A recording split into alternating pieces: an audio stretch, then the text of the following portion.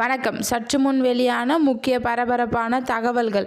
22 மாவட்டங்களுக்கு இன்று கனமழை. வானிலை ஆய்வு மையம் தகவல்.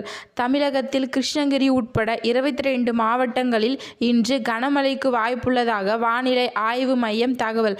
இதை பற்றி தகவல்களை தான் இந்த வீடியோவில் பார்க்க போகிறோம். கீழே இருக்கிற ரெட் கலர் பட்டனை கிளிக் பண்ணி சப்ஸ்கிரைப் பண்ணிக்கோங்க. பக்கத்தில் இருக்கிற பெல் ஐக்கானையும் மறக்காமல் கிளிக் பண்ணி வச்சுக்கோங்க. அப்போ தான் நான் ரெகுலராக வீடியோ போகிறது உங்களுக்கு நோட்டிஃபிகேஷனை வந்து சேரும். வாங்க வீடியோக்குள்ளே போகலாம். மறக்காமல் லைக் பண்ணிக்கோங்க.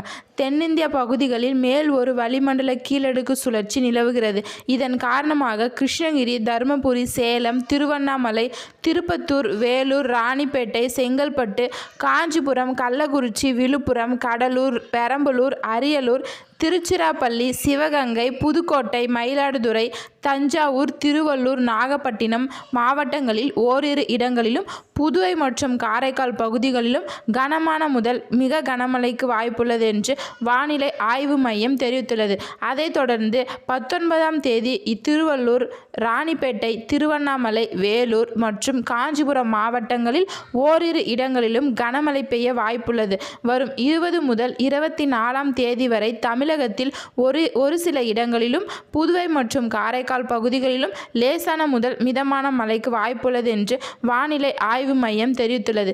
இதை குறித்து தமிழக கடலோர பகுதி, மன்னார் வளைகுடா மற்றும் அதனை ஒட்டிய குமரி கடல் பகுதிகளிலும் சூறாவளி காற்று மணிக்கு 35 முதல் 45 கிலோமீட்டர் வேகத்திலும், இடையிடையே 55 கிலோமீட்டர் வேகத்திலும் வீசக்கூடும் என்பதால் இந்த பகுதிகளுக்கு மீனவர்கள் மீன்பிடிக்க செல்ல வேண்டாம் என்று வலியுறுத்தப்படுகிறது. நன்றி, வணக்கம்.